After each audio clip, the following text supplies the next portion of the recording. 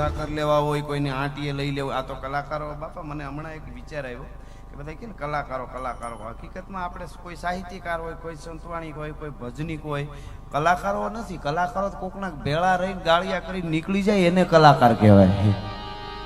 આ તો કહે છે તમે કે વાંધો નહીં, અમે સાહિત્યકાર છું એમ, એમાં ચારણ શું, इतिहासों ने पढ़ा, रसों ने जिसको गाया, तलवारों की शाहों ने जिसको दुलराया, वही कलम का धनी ज्ञान का कारण हूं मैं, चारण हूं मैं, चारण हूं मैं, चारण हूं मैं. એટલે કહેવાનો અર્થ મારો ઈ છે કે એવી વાતો કરવા આવ્યો છે. એક ચોખોટે કરી દઉં આપ બધાઈને, અમે કોઈ દિવસ કોઈના ગીત ગાયા જ નથી. ઘણાને એવું લાગતું હોય તો બધાને કોઈને વેમ રાખવો જ નહીં. મહારાણા પ્રતાપ રાજપૂત હતા અને અમારે ચારણ ને રાજપૂતો ને હારા સંબંધ, એટલે મહારાણા રાણો નથી ગયો. તો જગમાલ એનો હગો ભાઈ હતો, શક્તિ એનો હગો ભાઈ હતો. એક દુઓ બતાવો જગમાલ નો, શક્તિ નો. અશોક સિંહજીભાઈ શું કામે ગાયા કે એને એવા કામ કરી બતાવ્યા એટલે ગાયા. દેવાત બોદર ના ગીત અમે એટલે નથી ગાયા. આયર છે ને અમારા મામા છે ને, હાલો બે દુઆ ગાઈ નાખી. અથવા તો અમારે ગીર થી નજીક થાય, આડીદર બોડીદર, ગીર ને કાંઠે થી થોડુંક જ દૂર થાય કે ભાઈ આપણે નજીક ના કહેવાય ને આપણે, એટલે કે દેવાત બોદર ના વખાણ કરીએ, એમાં શું એવું નથી. પણ દેવાત બોદરે ખરે ટાણે દીકરાને આપી દીધો ને એટલે ગીત ગાઈએ છીએ અમે. એમાં પડેલી શક્તિને જગતના ચોકમાં. અને બીજી વાત એ, મારે બે દુઆ આજે સમજદાર વર્ગ બેઠો એટલે ખાલી કેવા વધારે તો નહીં કઈ વાત કરું, પણ એટલું કહેતો જાઉં. બપ્પા રાવલે કીધું છે, હું મોરારદાનભાઈ ને મુરબીને કહેતો હતો હમણાં, બપ્પા રાવલે એમ કહી ગયા, બપ્પા રાવલ પુરાવા સાથે તમને કહું છું કે તમારે જીવનમાં કોઈને પણ અમર જો થવું હોય, અમર થવાની ઔષધિ તમે શોધ જુઓ સંસાર.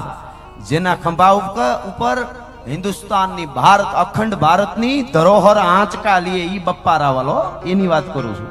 અને વાત એટલે કરું છું કે એને શું કીધું ચારણો માટે. બપ્પા રાવલે કીધું કે અમર થવાની ઔષધિ તમે શોધ જુઓ સંસાર, બાપો કીએ બીજી નહીં, કાં કવિ કાં કીર્તાર. આવું બપ્પા રાવલ બોલ્યા છે. હવે કોઈને એવું લાગતું હોય તમે અમારું ન બોલતા તો બપ્પા રાવલ થી વધારે બુદ્ધિવાળા છે, એનો અમને કઈ વાંધો નથી. બીજી વાત હવે કરી દઉં. રાણા રાજસિંહ કોક દીક વાંચો તો ખબર પડે શું પરંપરા છે. હું તો આ બધી વાતો ગોતીને લઈ આવ્યો છું.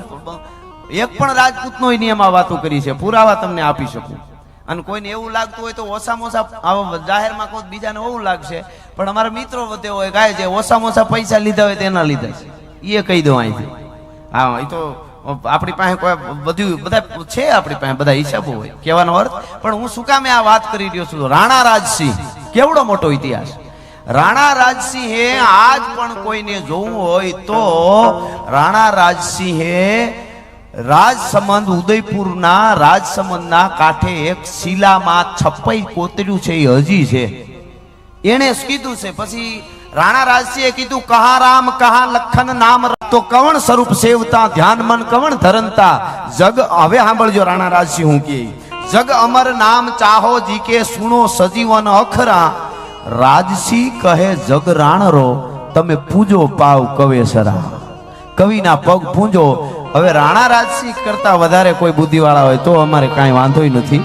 એનો મારો કહેવાનો અર્થ એટલો જ છે કે શું સાહિત્યની ધરોહર છે એને અમે ખાલી આમ થોડું એમાં આમ સબસબિયા ભરીને જગતને દેખાડી કે અમારી આ ધરોહર છે, અમારી આ ધરોહર છે, અમારી આ ધરોહર છે. અમે આટલું જ કામ કરીએ છીએ. એ પરંપરા લઈને આવ્યો છું. જોગમાયા રાજલ પિથલ રાઠોડ ને એમ કહે કે તું જ્યાં જે યાદ કર ને જે ઠેકાણે યાદ કર, ન્યા આવીને ઉભી રહેશે. કીત દિલી કીત આગરો કીત સરાડો સફેર હાથ હુણી જે રાજભાઈ આવે એતાપે હો હાથ દિયા અને આઈ જો આવત ના તો ભલે ભલે ભૂણે તને વાતે વંચાવત નાય. અહીંયા આવો વર્ગ બેઠો એટલે મને આ બધી વાતો આવે છે. અને જોગમાયા આવું શું આપી શકે? જોગમાયા આવું કેવું આપી શકે? ઈ જો તમારે જોવું હોય તો હું ઘણી વાર કહું છું, રાજસ્થાનની ધરતીમાં જાઓ તો કોક દી મેરાણગઢનો કિલ્લો જોજો. મેરાણગઢનો કિલ્લો જોઈ અને રાવ રીણમલ ને યાદ કરજો અને કાંગરા ને પૂછજો. મેરાણગઢના કિલ્લાના કાંગરા કહે કે રીણમલ ને આ ગઢ ચણાવીને કાંગરાના ગઢ એમ કહેશે કે રીણમલ ને આ કરણીજી આપેલો આ ગઢ છે. ભલા માણસ ભગવતી કરણી, આ કરણી આપેલો છે. ઈ રીણમલ નો દીકરો રાવ જોધો જોધપુરનો કિલ્લો આજ જઈને તમે કોક દી જોજો. ઈ કિલ્લાના કાંગરા કહે કે આ જોધાને ભગવતી કરણીજીએ આપેલો કિલ્લો છે. ભલા માણસ આ કરણીજીએ આપેલો કિલ્લો છે. એનો દીકરો બીકો બીકાનેરનો કિલ્લો આજ જઈને જોજો તો એના કાંગરા તમને કહે કે ચારણાયું શું આપે. એટલે બીકાનેરનો આખો કિલ્લો આ કરણીજીએ આપ્યો છે. આવડ ત્રુઠી ભાટિયા, ગીગાઈ ત્રુઠી ઘોડા, શ્રી વરવડ સિસોદિયા અને કરણી રાઠોડા. એવી ભગવતીઓ છે, એવી જગદંબાઓ, એવી જોગમાયાઓ બેઠી છે. મને તમને ભરોહો અને વિશ્વાસ હોય એટલે લોબડિયાળીઓ કોઈથી લાજ જવા દે નહીં. આયા કારડિયા રાજપૂત સમાજ હોય, ગ્રાહિયા અમારા બધા મિત્રો પધાર્યા છે. અહીં પટેલ ભાઈઓ હોય, અમારો મામા ડાયરો અહીંયા હોય, સાધુ હોય, પ્રજાપતિ હોય, હુતાર હોય. સનાતન ધર્મનો માંડવો જ્યાં હોય ત્યાં ન હિન્દુ બને ન મુસલમાન બનેગા, ઇન્સાન કી ઓલાદ વો ઇન્સાન બનેગા. સનાતન ધર્મ એ બધાને સ્વીકાર્યા છે. આવી કોઈ પણ આ સુરેશ્વર હનુમાનની જગ્યા હોય, આવો પરબની જગ્યા, હતાધારની જગ્યા, બગદાણાની જગ્યા હોય, તમે મઢડા ધામમાં આવો ને બપોરે રહોડામાં જમી જાઓ. તમે આ બધી જ ભવનાથની શેરનાથ બાપુની જગ્યામાં આવો ને બપોરે જમો, આવીને ઊભા થઈ જાઓ. કોઈ પૂછશે નહીં તમે હિન્દુ છો, મુસલમાન છો, શીખ છો, ઈસાઈ છો. બસ આવ્યા છો ટુકડો ખાઓ. એ પરંપરાની વાતો કરવા માટે અમે અહીંયા આવ્યા છે. આ તો શરૂઆતમાં ખાલી ફાઉન્ડેશન બાંધું છું. ઘણી બધી વાતો છે ને એ બધી વાતો મારે કરવી છે. પણ મૂળ મુદ્દો હું આપને એ કહેતો હતો. હા લઈ લ્યો, લેવા હોય તો ગાય ઘા લઈ લ્યો. છૂટા ઘટે એવું છે. વાહ વાહ, કેવી બધી સેવા બધા કરે. હા હાલો, બહુ એવું લાગે તમે તમારે છૂટા ઘટતા લઈ લેજો. મારે શરૂઆત કરવી, પણ આ વાત એટલા માટે હું કરું છું કે એવડી ધરોહર છે, એવડી ઉજળી પરંપરા છે. એ વાતો જગતના ચોકમાં આપણા આગળ અમે મૂકવા આવ્યા છે. ને આવા જ્યારે કાર્યક્રમો હોય, ગાયું માતાજી હોય, મંદિરો હોય, અનાથ આશ્રમ માટે આ બધા થતા હોય એટલે અમે આપજો આપજો એવું વધારે કહેતા હોઈએ છીએ. આ બધું અહીંયા રહેવાનું છે. આપ જાણો છો અહીંયા જે આપણા તરફથી ઘોળ રૂપિયા આવશે એ. એટલે કહેવાનો અર્થ મારો એ છે કે જેટલું તમે આપશો,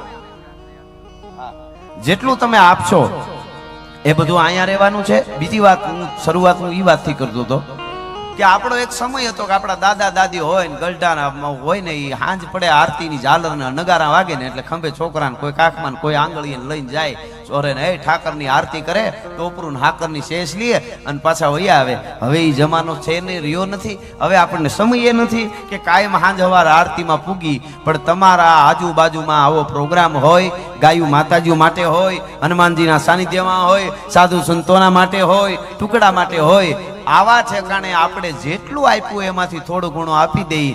365 દીની આરતી નોંધાઈ જાય. એટલા માટે તમને જેટલું આપ્યું એટલું એ આપતા રહેજો. વિદુર નીતિની મને બહુ એક વાત ગમે છે. પછી મારે બધી વીર વસરાજને યાદ કરવા છે અને જેટલી વાતો આવશે યાદ કરી. વિદુર નીતિમાં બહુ સરસ કીધું, જે માણા પાસે બહુ રૂપિયા હોય છતાંય દાન ન કરે અને હાવ ગરીબ હોય છતાંય ભગવાનનું ભજન ન કરે, આનાથી મોટો અભાગ્યો જીવ જગતના ચોકમાં બીજો કોઈ ન હોઈ શકે. એવી જ બીજી વાત, બહુ રૂપિયા હોય છતાંય ભગવાનનું ભજન કરે અને હાવ ગરીબ હોય છતાંય દાન કરે, આનાથી મોટો ભાગ્યશાળી જગતના ચોકમાં બીજો કોઈ નથી. મારી પાસે 1 કરોડ રૂપિયા હોય અને હું આવે ઠેકાણે દાનમાં 1 લાખ આપું. એક માણસ આમાં બેઠો હોય એની પાસે ખાલી 100 રૂપિયા હોય અને એ દાનમાં 50 રૂપિયા આપે, મારા કરતા એ મોટો દાતાર છે. મેં 99 લાખ રાખીને 1 લાખ આપ્યા છે, ઓલાએ 50% આપી દીધા. તમે કેટલું આપો એ મહત્વનું નથી, કેટલામાંથી કેટલું આપો છો એ મહત્વનું છે. એની નોંધ થાય છે અને એ વાતો કરવા માટે આવ્યો છું. એ વાતો જીવતરમાં સારું જીવાય એની કરી અમે.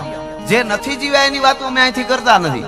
જેને જેને સારું, જે ભરતુહરી શતકમાં બહુ સારું, મને આ બધી વાતો આવે છે પછી હું બધું આવું છે પણ આ બહુ સારી વાતો છે. એટલે આ બધા સંતવાણીના બધા સમજદાર વર્ગ છે ને એટલે મને આ ભરતુહરી શતકમાં બહુ સારું કીધું કે 2-4 પ્રકારના માણસ દુનિયામાં હોય. એક માણસ એવો હોય ક્યાંય કોઈના માટે એને, એક માણસ એવો હોય કે આમ કે ખાલી સારો હોય, મધ્યમ હોય, કે જે કોઈને પણ મદદ કરવી હોય ને પોતાને નુકસાન ન થાય તો કોકનું સારું કરે.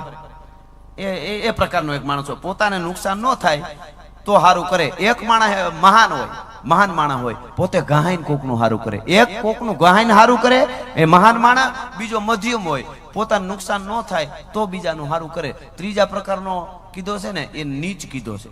ઈ કેવો હોય ખબર, પોતાને 5000 નો લાભ થતો હોય તો બીજાનો 1 લાખનો ભોંડિયો વાળી દે અને કાંઈ પડી જ ન હોય. હજી અશોકસિંહજીભાઈ હજી છે. અને ભરતુહરી કે હવે છે એનું નામ તમે દઈ દેજો, મન નથી જડતું. ભરતુહરી એવું કીધું. એ 5000 હાટું કોકના 1 લાખનો ભોંડિયો વાળી દે ઈ નીચ કહેવાય. ભર્તુહરી કે સોથો છે ને એનું નામ તમે દઈ દેજો. ઈ એવો છે કે પોતાને 1 રૂપિયાનો લાભ ન હોય ને તોય કોકનું ખરાબ કરી બેઠો હોય. ઈ કે આને અધમા ધમકીઓ જે કયો ઈ કે તમે નામ આપી દેજો. એની વાતો કેમ કરવી આપણે? એની નથી વાતો. પણ જેણે આપ્યું છે થોડામાંથી થોડું આપવાની પરંપરા છે. અને રાજા રજવાડા મોટા મોટા હોય ભર્તુહરી જેવાને ગોપીચંદ એ બધુંય મૂકી અને હાવ ભગવા પહેરી અને બેહી ગયા છે ને જે વગડામાં જઈને કાંઈ લીધા વગર ખપર લઈને એને પૂંજવા વાળો આ દેશ છે. હા, મારે આ કાંઈ ન જોઈએ, બધું મૂકી દેવું. ને મૂકવું હેલું અટાણે ખુરશી ખાલી કરવાનું મન ન થાય. આપણે બસમાં બેઠા હોય સીટ, કોઈ ગલટું આવ્યું તો એમ થાય ક્યાં ઊભા થાઉં. હા, એવું છે.